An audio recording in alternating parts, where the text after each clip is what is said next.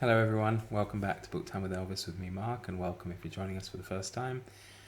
In this series of videos I am doing a deep dive or a read aloud of Pride and Prejudice. I don't know why I had to look then, I should know, of Pride and Prejudice by Jane Austen. We're currently on chapter 23, so let's carry on. Elizabeth was sitting with her mother and sisters reflecting on what she had heard and doubting whether she was authorised to mention it, when Sir William Lucas himself appeared, sent by his daughter, to announce her engagement to the family. With many compliments to them and much self-gratulation on the prospect of a connection between the houses, he unfolded the matter to an audience not merely wondering, but incredulous, for Mrs. Bennet, with more perseverance and politeness, protested he must be entirely mistaken, and Lydia, always unguarded and often uncivil, boisterously exclaimed, "Good Lord! Sir William, how can you tell such a story? Excuse me, sorry. Do not you know that Mr. Collins wants to marry Lizzie?"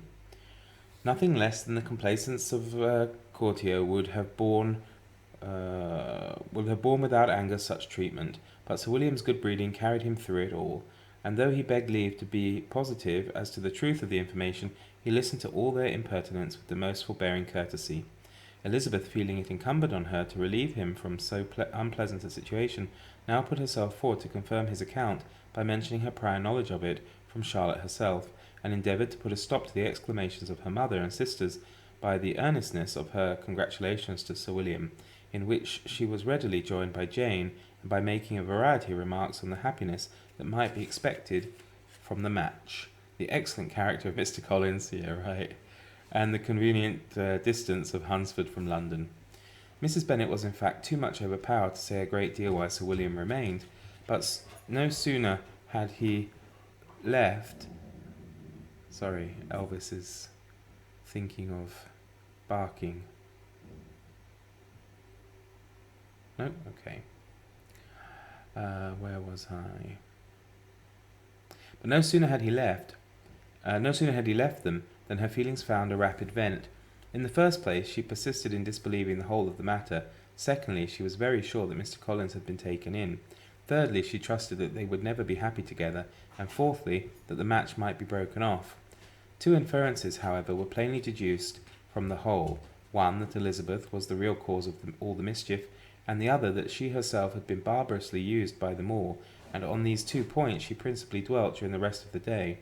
Nothing could console and nothing appease her, nor did that day wear out her resentment.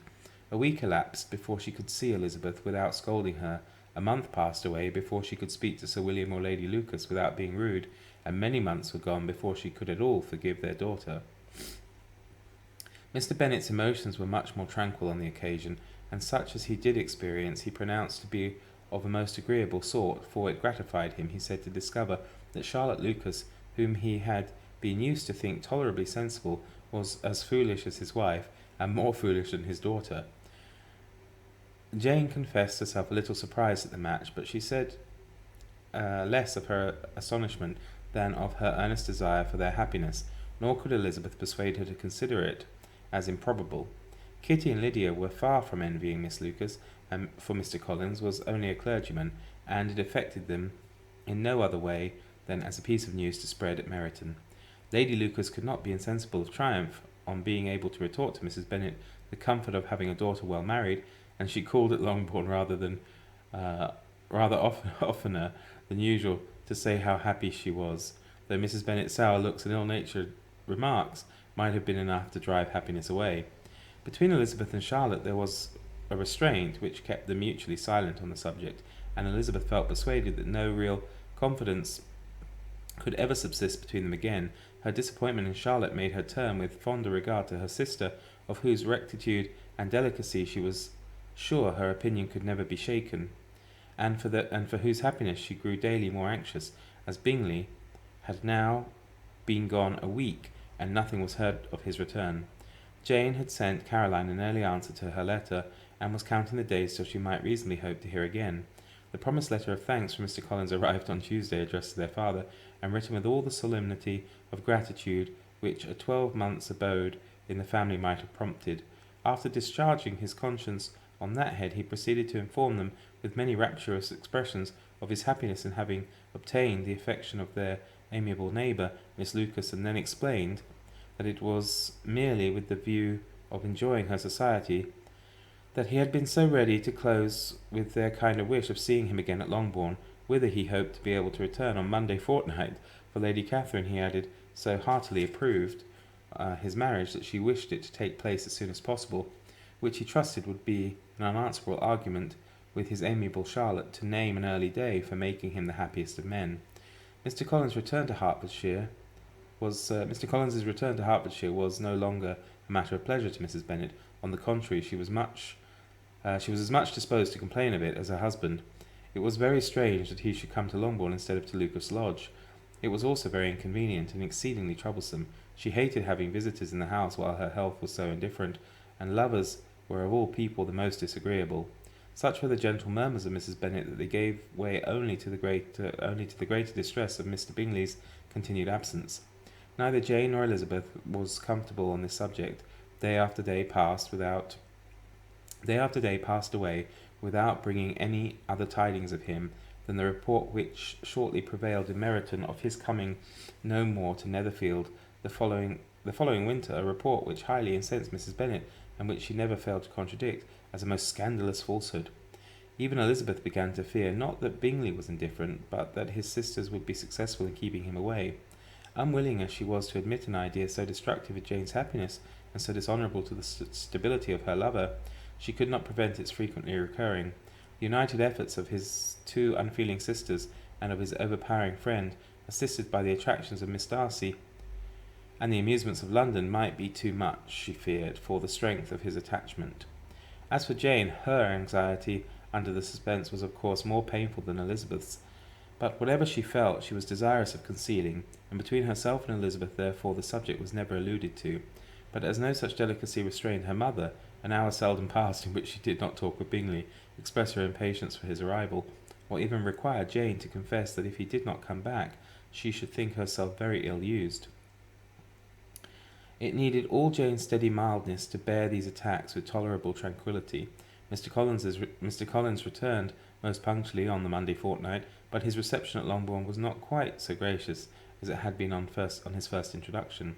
He was too happy, however, to need much attention, and luckily for the others, the business of love-making relieved them from a great deal of his company. The chief of every day was spent by him at Lucas Lodge, and he sometimes returned to Longbourn only in time to make an apology for his absence before the family went to bed. Mrs. Bennet was really in a most pitiable state. The very mention of anything concerning the match threw her into an agony of ill humour, and wherever she went she was sure of hearing it talked of. The sight of Miss Lucas was odious to her. As her successor in that house, she regarded her with jealous abhorrence. Whenever Charlotte came to see them, she concluded her to be anticipating the hour of possession, and whenever she spoke in a low voice to Mr. Collins, was convinced that they were talking of the Longbourn estate, and resolving to turn herself and her daughters out of the house as soon as Mr. Bennet was dead. She complained bitterly of this to her husband. Indeed, Mr. Bennet, she said, it is very hard to think that Charlotte Lucas should ever be mistress of this house, and I should be forced to make way for her, and live to see her take it in my place. My dear, do not give way to such gloomy thoughts. Let us hope for better things. Let us flatter ourselves that I may be the survivor. This was not very consoling to Mrs. Bennet, and therefore it's funny. Instead of making any answer, she went on as before, I cannot bear to think that they should have all this estate. If it was not for the entail, I should not mind it. What should not you mind? I should not mind anything at all. Let us be thankful that you are preserved from such a state of insensibility. I never can be thankful, Mr. Bennet, for anything about the entail. How anyone could have the conscience to entail away any estate from one's own daughters, I cannot understand, and all for the sake of Mr. Collins too. Why should he have it more than anybody else? I leave it to yourself to determine, said Mr. Bennet. Chapter 24. Miss Bingley's letter arrived and put an end to doubt. The very first sentence conveyed the assurance of their being all settled in London for the winter, and concluded with her brother's regret at not having had time to pay his respects to his friends in Hertfordshire before he left the country. Hope was over, entirely over, and when Jane could attend the rest of the letter, she found little except the professed affection of the writer that could give her any comfort. Miss Darcy's praise occupied the chief of it. Her many attractions were again dwelt on, and Caroline boasted joyfully of their increasing intimacy, and ventured to predict the accomplishment of the wishes which had been unfolded in her former letter. She wrote also, with great pleasure, of her brother's being an intimate of Mr. Darcy's house, and mentioned with rapture some plans of the latter with regard to new furniture. Elizabeth, to whom Jane was very soon communicated the chief of all this, heard it in silent indignation. Her heart was divided between concern for her sister and resentment against all others.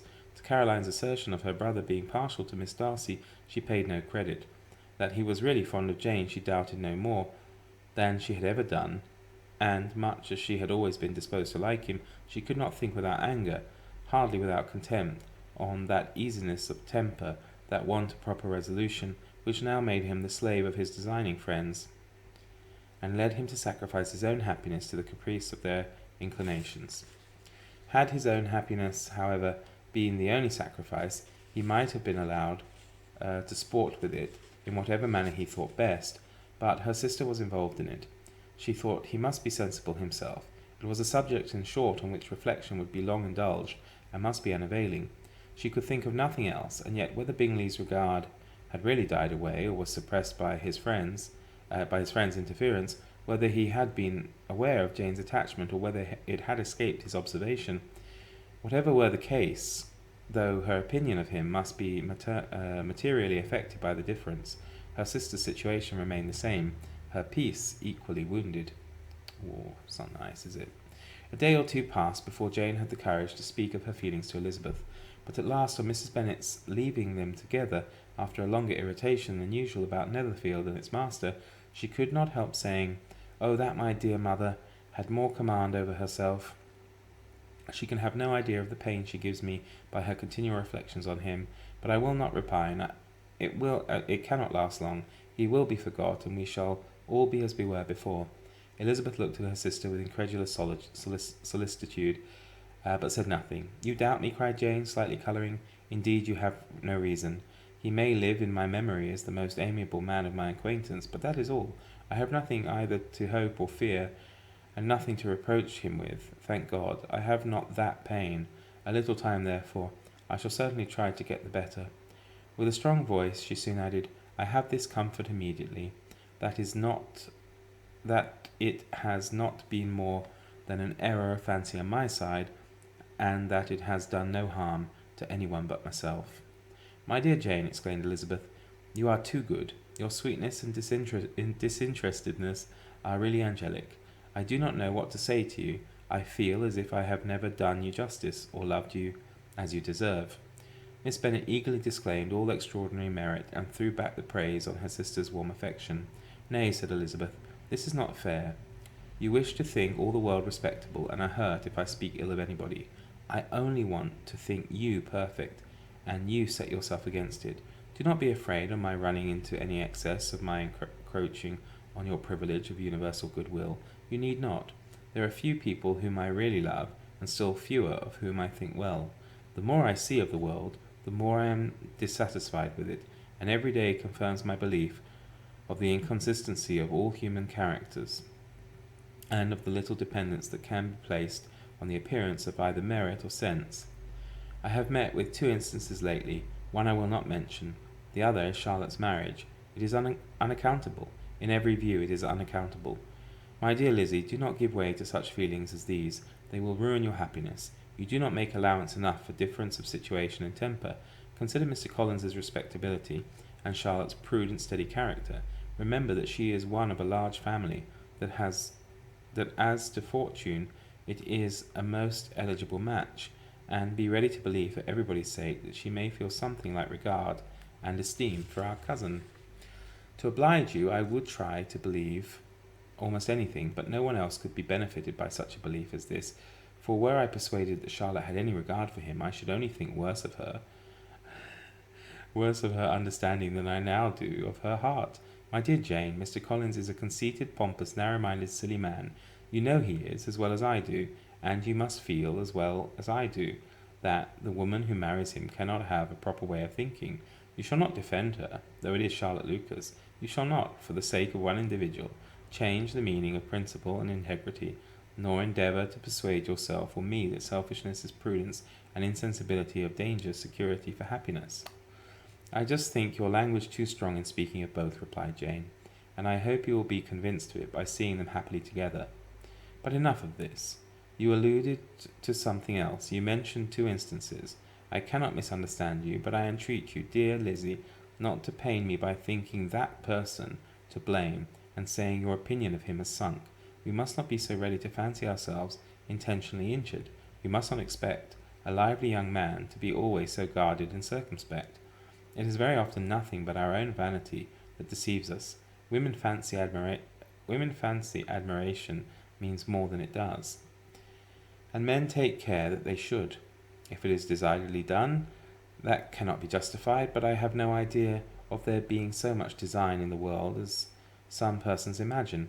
I am far from attributing any part of Mr. Bingley's conduct to design, said Elizabeth, but without scheming to do wrong or to make others unhappy. There may be error and there may be misery. Thoughtlessness, want of attention to other people's feelings, and want of resolution will do the business. And do you impute it to either of those? Yes, to the last. But if I go on, I shall displease you by saying what I think of persons you esteem. Stop me whilst you can. You persist, then, in supposing his sisters influence him? Yes, in conjunction with his friend. I cannot believe it. Why should they try to influence him? They can only wish his happiness, and if he is attached to me, no other woman can secure it. Your first position is false. They may wish many things besides his happiness. They may wish his increase of wealth and consequence. They may wish him to marry a girl who has all the importance of money, great connections, and pride. Beyond a doubt they do not wish him to choose Miss Darcy, replied Jane, but this may be from better feelings than you are supposing. They have known her much longer than they have known me. No wonder if they love her better. But whatever may be their own wishes, it is very unlikely they should have opposed their brothers. What sister would think herself at liberty to do it, unless there was something very objectionable? If they believed him attached to me, they would not try to part us. If they were so, they could not succeed. By supposing such an affection, you make everybody acting unnaturally and wrong, and me most unhappy. Do not distress me by the idea. I am not ashamed of having been mistaken, or at least it is slight. It is nothing in comparison of what I should feel in thinking ill of him or his sisters. Let me take it in the best light, in the light in which it may be understood. Elizabeth could not oppose such a wish, and from this time Mr. Bingley's name was scarcely ever mentioned between them. Mrs. Bennet still continued to wonder and repine at his returning no more, and though a day seldom passed in which Elizabeth did not account for it, clearly there seemed little chance of her ever considering it with less perplexity. Her daughter endeavoured to convince her of what she did not believe herself, that his attentions to Jane had been merely the effect of a common and transient liking, which ceased when he saw her no more. But though the probability of the statement was admitted at the time, she had the same story to repeat every day. Mrs. Bennet's best comfort was that Mr. Bingley must be down again in the summer. Mr. Bennet treated the matter differently. So, Lizzie, said he one day, your sister is crossed in love, I find. I congratulate her. Next to being married, a girl likes to be crossed in love a little now and then. It is something to think of, and gives her a sort of distinction among her companions. When is your turn to come? You will hardly bear to be long outdone by Jane.